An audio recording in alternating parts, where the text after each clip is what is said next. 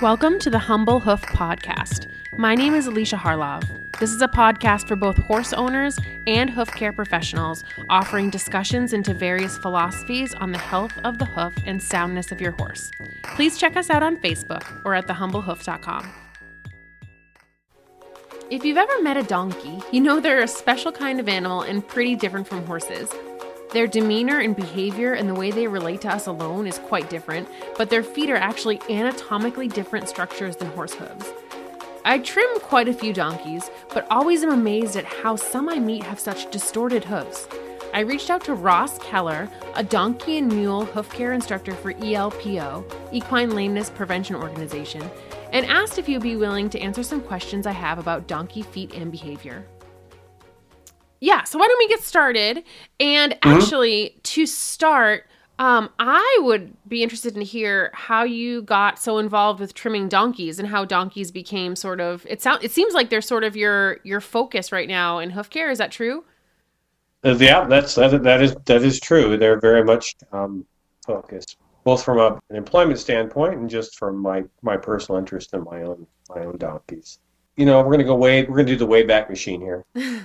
In the year 2000, we moved to the country, and my wife wanted to get a horse, and I had no experience with any pets other than cats. So I was like, yeah, fine, whatever you want. It's cool with me. I've got mountain biking, climbing, and skiing, and that's all I need. So we got this horse, and it was immediately apparent that she needed a companion. She was totally freaked out. Neighbor horses weren't adequate for her. So my wife got to brainstorming, and she said, I hear that donkeys are easy to keep, and we could, get one of those as a companion for Coco. And I'm like, yeah, whatever, fine. And we got this donkey through the want ads, and as soon as she arrived home, she completely changed my life. And I was sort of donkey smitten from that point forward. And then, my interest, we did a lot of showing and activities and packing and riding and driving with our donkeys. And about 11 years ago, the place I was employed, there was a bit of an economic downturn, and I had the option to work part-time for a while. And so given that opportunity, I thought I would give hoof care a try. And right from the beginning, I had a goal, you might say, and a focus on providing hoof care unique to donkeys, knowing that was an underserved segment of the industry, even though I knew very little about the hoof care industry at that point. So how did it end up moving over to doing more donkey focus? And because they can distort in ways that I haven't seen in horses. Right. So I have a lot of questions about how, you kind of bring that back in and rehab those cases. But okay. So why don't we first start, with the basics of how do donkey feet differ from horse feet? Well, the most significant difference, and this is the focus when I teach the students, because we're usually at week 6 or 7 of an 8-week school when I show up to do a full day of donkey and mule hoof care. So, my first thing is we need to turn everything you've learned on its head. Donkey feet, first and foremost, are morphologically very different from horses. And from a hoof care standpoint, the biggest difference is how donkey feet grow, which is they grow vertically instead of growing forward and out at the toe and forward and in at the heels like a horse hoof does. So that's the first thing that I bring up with the students. Actually, the introduction to my lecture to them is donkeys are not long-eared horses, and you shouldn't ever take any horse behavior or anatomical or physiological things with you when you go to donkeys, because it would be the equivalent of looking at a giraffe and saying, I'll bet it's just like a horse. They're that different from horses. And, probably the biggest thing that donkeys have going against them is they look kind of like horses, and even more so for mules. And so they get this bad rap from a behavior standpoint because people apply, their horse experience and knowledge and horse behavioral expectations. They bring that to the donkey. and they don't fit that mold, and therefore if you're looking for reactions from the donkey that matches your experience with horses, you're probably going to misinterpret what the donkey is telling you. I know I kind of got off your question there, but so. No, that's perfect. And you had kind of mentioned the anatomy a bit, but can you talk a little bit about the actual anatomical changes like within the hoof capsule between a horse and a donkey? So the most important thing to know, I think, for hoof care providers is that the donkey hoof proportional to the animal size is at least double, if not more than double, the robustness of a horse hoof. And therefore, the structures such as sole can grow more robustly than an equivalent horse. And so when the students go through the farrier school, one of the things that's emphasized with them, especially on barefoot trimming, is that you never take something off the horse's foot unless you have a reason to take it.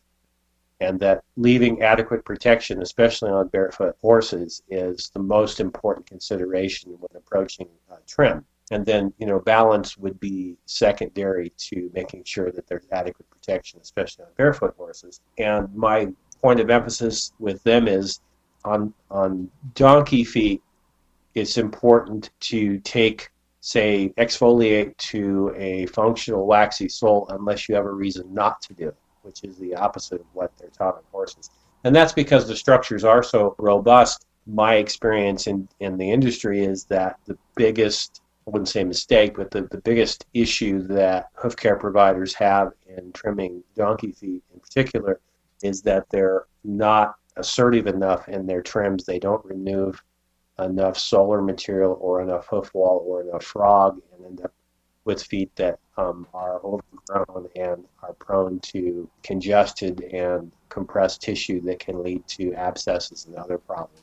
And so with that in mind, do you approach, for those people that do anything with hoof mapping, which I know not everybody utilizes hoof mapping, do you change your hoof mapping from a horse to a donkey?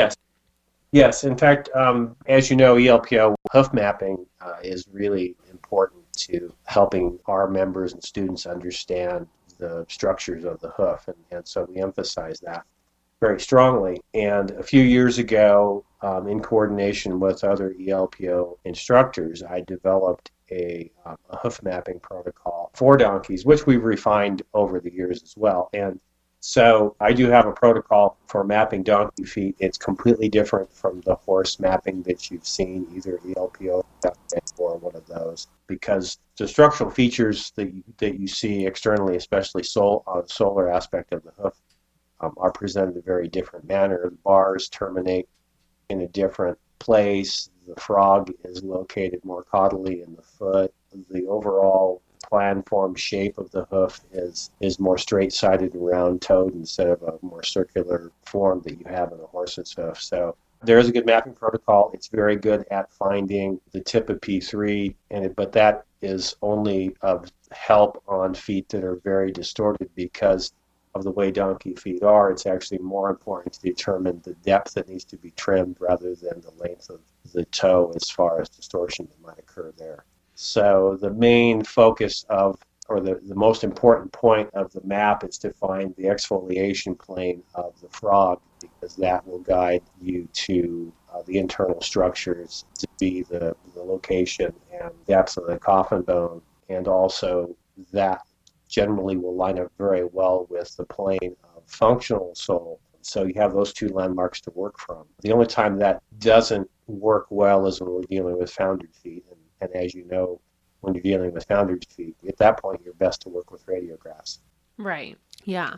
And that's so interesting when you're talking about the toe, because I feel like with horses, I'm always chasing after toe, like trying to bring the toe back. So with donkeys, do you ever worry about bringing the toe back to like the white line, or do you, once you have the depth trimmed to where you want it, do you leave that toe wall out a little bit farther from the white line than you might with a horse? On a non-distorted donkey hoof, I've typically set breakover at the white line. Okay, yeah.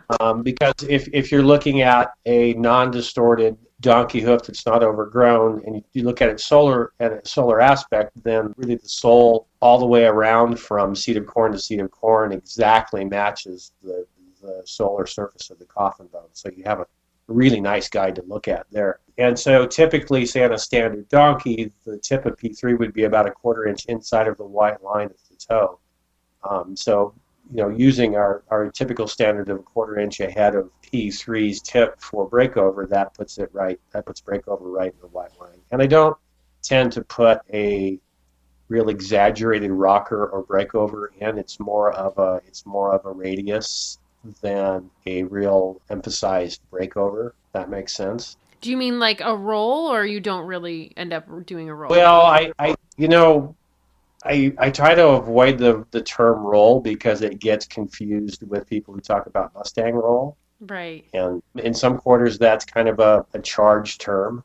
But I do radius the hoof wall more aggressively at the toe, and then also all the way around, because I think leverage reduction, both in a forward motion, is important, but also laterally, it's important for the donkeys as well. And the frog and the first contact point of the heels are generally blended together to provide a good transition from frog to hoof wall, especially in the donkey, since the frog is a proportionally bigger structure in the donkey hoof than in the horse hoof, and it is more caudal than it is in the horse hoof. The frog is really an important structure for impact absorption on a heel first landing, and so we want them to land heel first in a normal gait, which they would do, absorb the shock initially in the frog, and then smoothly transition that to the hoof wall. So there's usually a little softening of the heels to blend that with the frog when it's properly trimmed. And I've seen, I don't know if you see this a lot too, but a lot of the donkeys, especially ones that I come to and trim for the first time, I find myself trimming a lot of frog, which I don't find myself needing to do on a lot of horses. But with the donkeys, they end up growing these frogs so much higher than where their natural frog seems like it would be. Right. And I think that's the way the hoof grows, and because of the importance of the frog relative to the rest of the structures in the hoof. So when I am trimming donkey feet on a typical maintenance trim of a non-foundered, anything but a foundered hoof, so a regular trim on a donkey, the frog gets trimmed completely first, other than exfoliation of the sole, because that is the primary guide for determining the wall height trim and where the toe gets trimmed. Because by following the exfoliation plane of the frog, you get a better idea of how much toe you should take off, took me quite a while to come up with a good way to get to the right depth on toe, not leaving too much or taking too much, and leaving them at a correct palmar angle and phalangeal alignment. Yeah, and I know that this is like hard to do on an audio podcast, but do you have any tips for what you look for when you're trimming that frog to know that you have it at a good height to base your other landmarks on? So if you're holding the leg in your hand, looking, siding down at the hoof and looking at the heel from above, you will see across the back of the frog, there's almost always a prominent crease or line in the back of the frog that is generally close to the point where the frog and the horn at the heel meet, and that is the exfoliation plane of the frog. So by using that as the baseline and then trimming the frog from the apex back to that point, using your tools to find the kind of path of least resistance in the frog, that will trim the frog to that plane. It is a little hard to do this without a picture. Right, I know, and that's what I said. Like, it's hard to do when there are times when I'm doing something on the podcast and I'm like, oh, I don't know how to describe this. And from a tool use standpoint, if it's a smaller, softer frog, I will take my loop knife, which is my flatter bellied knife, and just start at the heel on one side and just cut across that line. Let the blade find the weakest point. And if you don't force it, then it will cut true to the plane that the frog wants to exfoliate at. Because in a naturally wearing donkey hoof, that's the point where the frog always wears to. If we looked at donkeys that were, running in a natural environment that's appropriately abrasive, then you would see that line just never really appears because the frog is always worn to that point. That makes sense? Yeah. Well, and then the other handy thing tool use-wise is to use the nippers, putting one blade on the line and then and then putting the other blade underneath the frog, either in a commissure or at the apex, and then letting the inner blade of the nippers actually find that plane and cut the frog to that point. And when I demonstrate this to students or other folks the first time, they're almost always shocked at how much I'm removing from the foot to get to the plane of frog. And that goes back to that mindset of horse trimming, where you want to be very cautious and prudent in your trimming and not over trim the foot and leave the structures too weak or too thin. So we kind of have to turn that on its head when we're teaching people about donkey feet, that being assertive is more important than being conservative. Yeah. And you had mentioned naturally wearing donkey feet, which kind of segues a bit into what would you consider an ideal donkey hoof?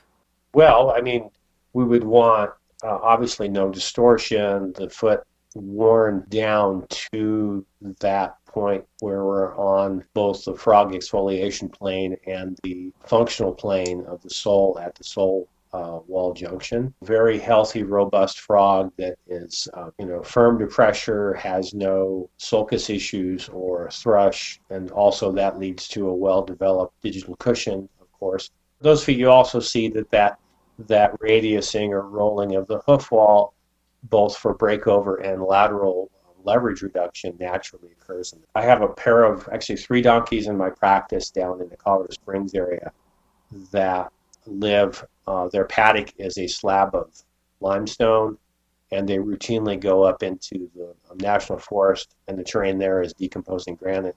And I see them once a year, and they're typically 2 to 3 millimeters out of balance mediolaterally, and that's all we take off of them once a year.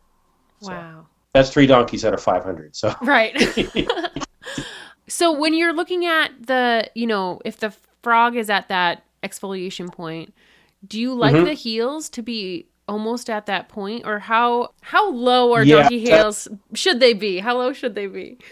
The heels should be at that same height of frog. Yeah. So, and it's pretty easy to find if the foot's not distorted, because you're also going to be on the plane of functional sole. And when I trim donkey feet, the hoof wall is trimmed down to the plane of functional sole at the sole wall junction. So I'm not typically leaving any wall height above the sole unless I have a reason to do that, such as a very flat-footed donkey, say one that we're in the process of doing rehab from, say, toe distortion that caused the foot to flatten out. Otherwise, it's always trimmed down to the same plane as the sole.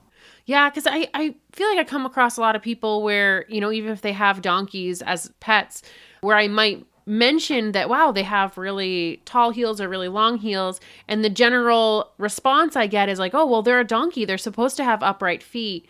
That is true. Relative to mules or horses, they do generally have upright feet. But just like horses, there is a range of variation in the level of uprightedness, you might say, in donkey feet, just like we see in horse hoofs. Everything from a relatively low angle for a donkey hoof to one that's upright to the point of, breaking over the top, being club-footed, although club feet in donkeys are presented very differently than they are in horses. So yeah, they're upright, but the frog plane and the sole plane tell you where that hoof needs to be. In my experience, if that question comes up, then a demonstration of the structures and an explanation of what I'm doing and what structures we're going by and why that's important generally is satisfactory. Yeah. And I know obviously we've spent a lot of time talking about an ideal foot and what the foot should look like. But a lot of times when I'm coming to donkeys for the first time, I see a lot of distorted feet that really anyone could look at and tell they're distorted. I've come to a donkey before that had both heels almost growing sideways on one front. And, the owner was like, oh, it's always been like that. Right, yeah. Oh, yeah. Yeah, those are usually the same people that say, well, they were just trimmed 8 weeks ago. Yeah. The super overgrown feet are not that uncommon, unfortunately. And the distortions that we see in donkey feet that are grossly overgrown are quite different than we see in horse feet. Probably the most important factor in that is that the robustness of the donkey hoof precludes it from flaring like a horse hoof would, or the heels, because they grow vertically, the heels growing forward and in and causing contracted heel situation is pretty rare. But what the donkey feet will do is any asymmetry in the donkey's conformation will cause the hoof to load more on one side, usually load more medially and less laterally. If you've noticed, donkeys tend to be toed out, and their normal conformation is somewhat toed out in the front and also a bit in the hind. So when they overgrow, we have compression of the medial quarter and generally an unloading of the lateral quarter, and so over time that turns into a lateral twist of the wall. It can roll, especially on the hinds. I'll see that where it'll twist and kind of ram's horn out laterally. And on fronts, I'll see that to some degree, but also we'll see what we call like Aladdin slipper, kind of a curl front. But regardless of how overgrown and distorted the hoof is, as I work my way down into those feet, the landmarks start to appear. And, usually for a grossly distorted hoof, say I did one a month ago, I would guess we probably trimmed about 3 years of identifiable growth off of his feet. He couldn't walk. His heels on his hinds were probably, and this was a small standard donkey, so he's about 40 inches tall. And I would say the heels were probably 4 inches long on his hinds. And it had caused him to collapse onto those heels so that he was in so much pain he couldn't stand. And we did have RADs in that case, but even if we didn't have radiographs to go by, I can take any foot on that size and safely estimate that I'm going to have, ideally there maybe be an inch of heel height and 3 inches of toe length on a donkey that size. So I will mark out to start with, say, 1.5 inches of heel and 4 inches of toe, and just cut the sucker off with a saw and start from there. Yeah. And then progressively being more cautious in getting further into the foot. But in that case, we brought that donkey's, both his hinds and his fronts, back to about 90% of functionality in one trim. And I mean, he walked off like he was the happiest camper in the world because he hadn't been able to walk like that in years. Right. Yeah. So. And also, those cases, the relief from chronic pain that they achieve is instantaneous. Once you have those feet trimmed, they feel better. There generally isn't an adjustment period other than a few strides to realize that their feet hit the ground a little later than they had been. That's so great. I don't know if you saw that video that's gone around Facebook a million times of, I don't know what country it's in, but they're trimming these donkey feet that were so overgrown with like those big... Oh, the ones where they're using the blades? Yeah. Yeah, if it's the one I'm thinking of, it's actually a pretty damn good trim. I mean, what they end up is on the sole plane, on the frog plane, the toe and heel lengths and the medial lateral balance look pretty darn good. I mean, if I could be that handy with a hammer and a giant chisel, I'd be pretty proud of myself. So. I know. Yeah, but I was actually wondering if those donkeys would come up sore after, but obviously you just said that it's more of a relief than anything else. Yeah.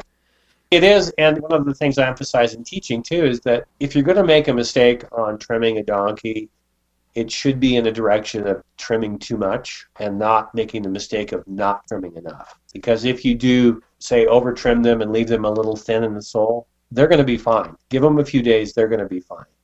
And it's not going to generally lead to, say, issues with subsolar bruising or subsolar abscesses or destabilization of the coffin bone and the lamina, because the structures are so impressively robust that the donkeys can really take that.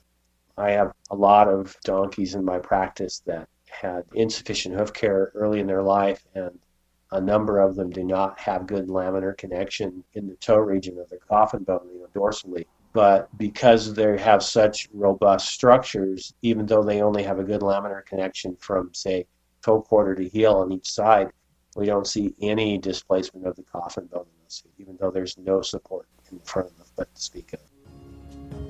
While I had Ross on the phone, I couldn't miss an opportunity to ask about some issues I was seeing in some of my donkey clients myself. And I was just thinking about, distorted feet, and it reminded me of one donkey that I see. And since I have you on the phone, I would love to pick your brain about him. Oh, sure.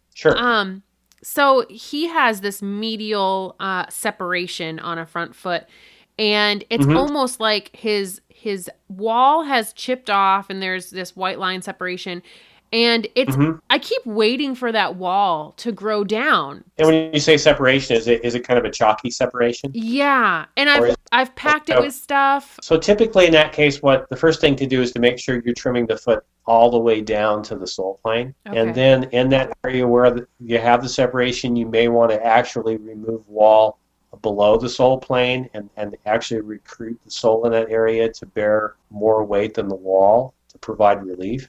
And then also either use maybe a small abscess loop or a Dremel with a grinder tip and kind of really get aggressively in there and clean that out.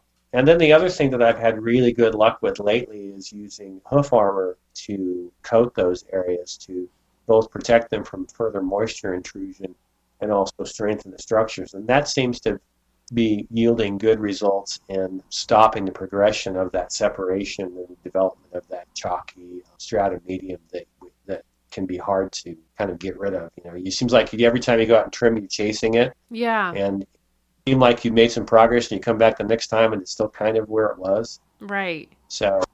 And I think as a general rule, though, the best results are going to be achieved in those cases by being more assertive rather than less. Yeah. And otherwise, I like his hoof conformation and I like where his heel is and his toe. But yeah, it's just that Uh, one foot that is funky. Yeah, and he probably shows no signs of any chronic pain or any significant lameness because of that condition of that hoof, right? No, yeah, he isn't taking a lame step. And that's the other thing is I found that sometimes you just need to not over worry. I mean, obviously you want to remediate those issues as much as you can, but I have a Janet. I'm actually going to see her tomorrow, and she had an injury many years ago and grows no hoof wall on her right hind from the middle of each quarter across the toe. It grows down from the coronary band about a half an inch and then falls apart. Wow. And so she just has dead lamina protecting her coffin bone. She has been like that. I've worked on her for 8 years. And we are making progress on it actually using this hoof armor method, but she's been like that for 8 years. And she's like, once in a while, I step a little bit wrong and I get an owie and I limp for a minute, but you know what? I'm good. And she lives in a pretty mountainous place, and they're walking up and down hills all day. So it's just the robustness of the structure is such that they can really get along with a lot less of the total structure there. That's amazing. And I've been so impressed with hoof armor too. I haven't used it on any donkeys, but that's really good to know that that would help with that kind of situation.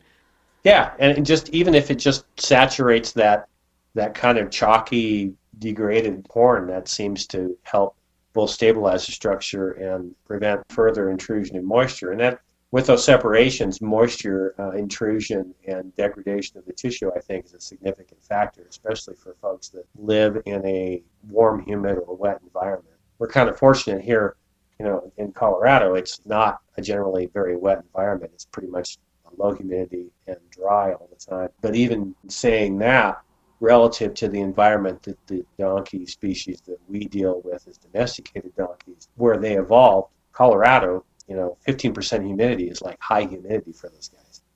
So you move into an environment, say the East Coast or the West Coast or the South, where it's generally either very warm or very humid or both, we really can run into some significant issues with trying to maintain these feet because they're so far outside of their evolved environment. That makes sense. And yeah, I'm on the East Coast. I'm just north of Boston, so it can be very wet here. We're kind of in mud season right now. Yeah, we'll have that for a month in the spring. So I'm jealous. And actually, that got me thinking about what kind of cycle do you like to see donkeys on, and does that differ with environment? absolutely, it differs with environment. As I mentioned, I've got 3 donkeys in my practice that get seen once a year, and it's more of a checkup before they start burro racing for the year than anything. But on average, I would say the donkeys in my practice are on about a 10-week schedule, and that varies for regular, non-distorted, non-pathological feet. I don't have any donkeys that are on less than 8 weeks, and there are quite a few that are on 12-week cycle. The only donkeys I have that are on less than 8 weeks are a small group of founder cases that are on a 4-week cycle. And is that just because they wear down their feet well or they don't grow as fast? That's part of it.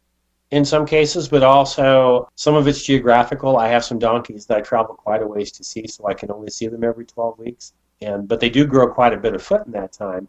The advantage that we have, though, is because of the way a well-conformed donkey's hoof grows, it can be quite long and not be distorted. So a lot of donkeys get away with having, say, a half inch of hoof that needs to be trimmed away without suffering any pathology or imbalances in their hoof capsule. I occasionally will, maybe a client who can't, for whatever reason, stay on the schedule I'd like to see and say, I don't see the donkey for 6 months.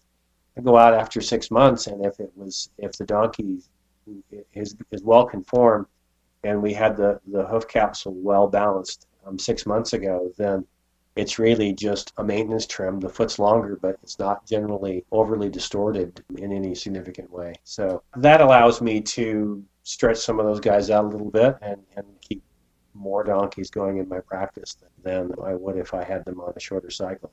Yeah, I think that was most of my questions about trimming. I think one final question I have is if, listeners wanted to take a clinic or a course or something that was more specific to donkeys, is that something they could do through ELPO?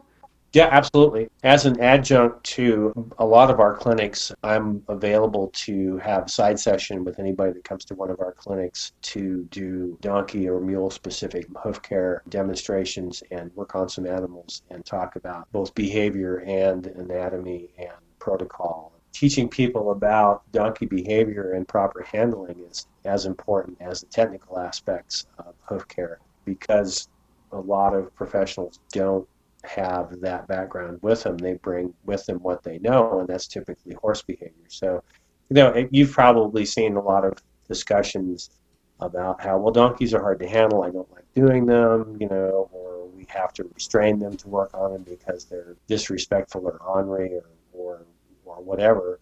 And that's almost entirely a case of not understanding the behaviors of the animal and how they react to stimulus. But through the ELPO, I'm at pretty much all the clinics. I think we do 4 clinics in the spring and 4 in the fall.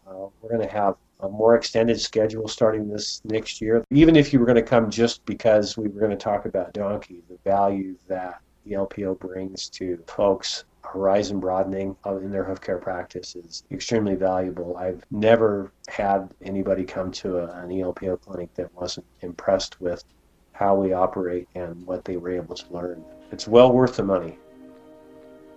As mentioned before, donkey behavior is very different from horses, and to trim them safely and effectively, we have to learn how to better interact with them and properly build their trust. I asked Ross if he could explain some differences between donkeys and horses and how we can best work with them.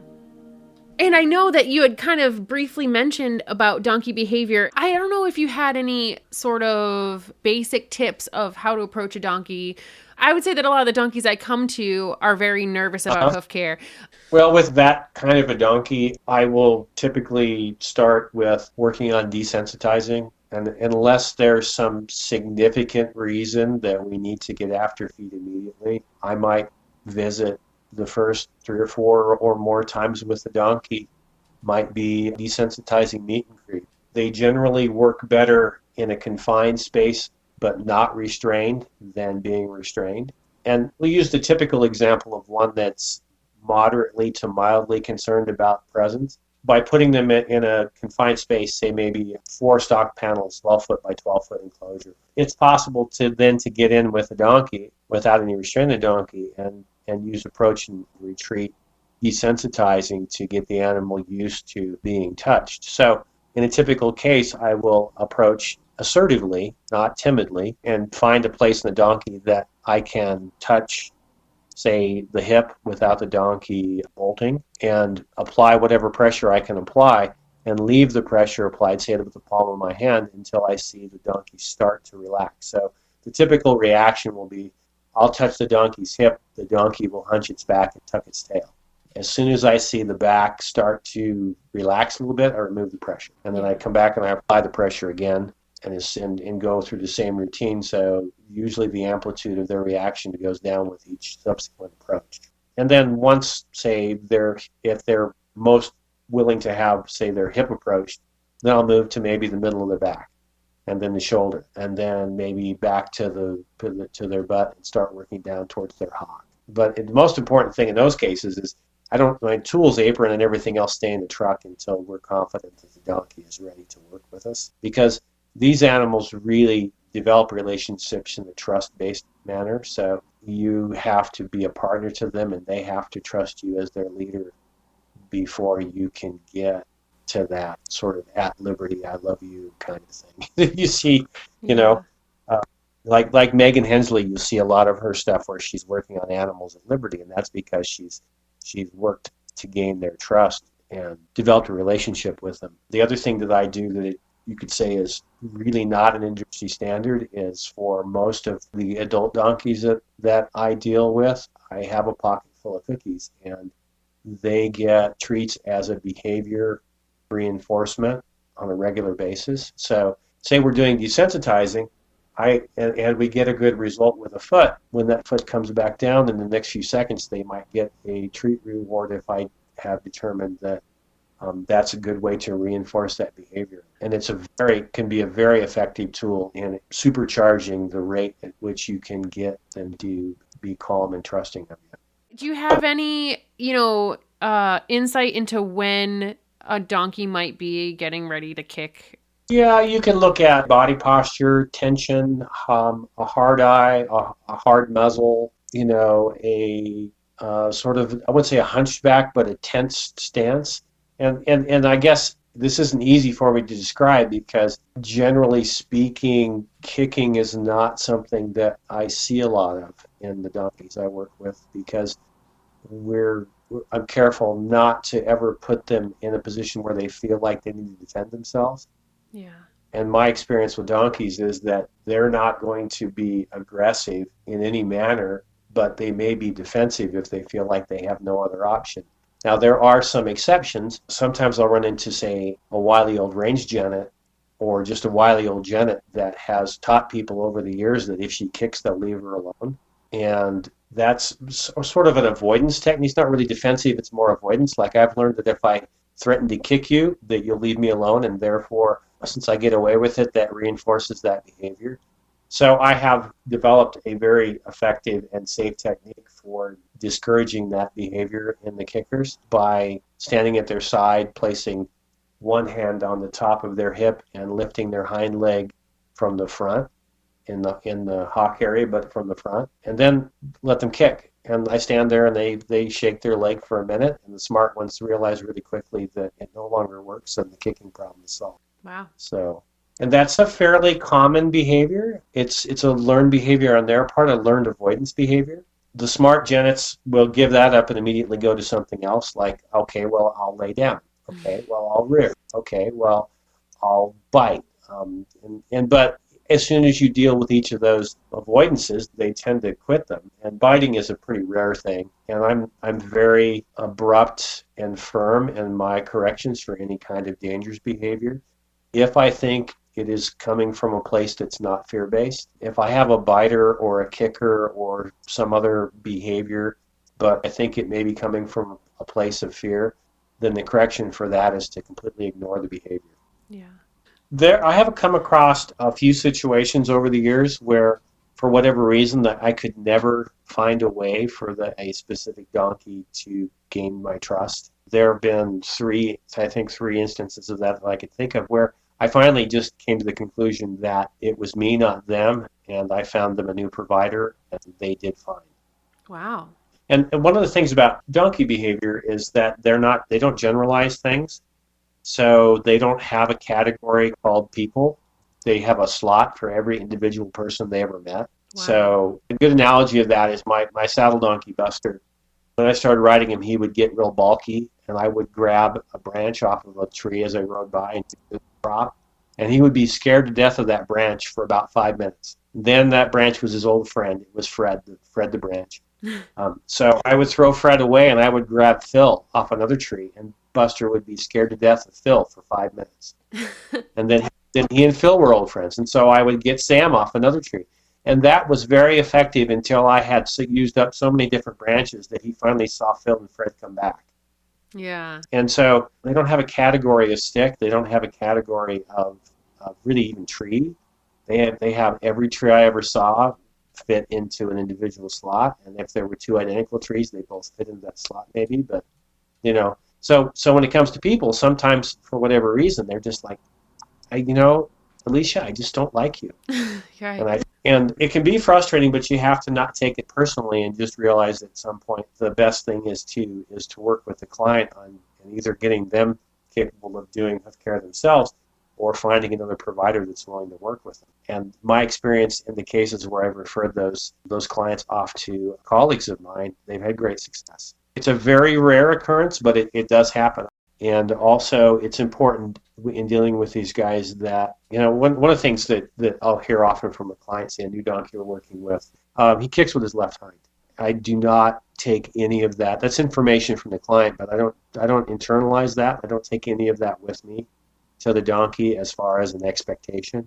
While I don't think they can read our minds, they can certainly they can tell how we're feeling and what we're sensitive, you might say.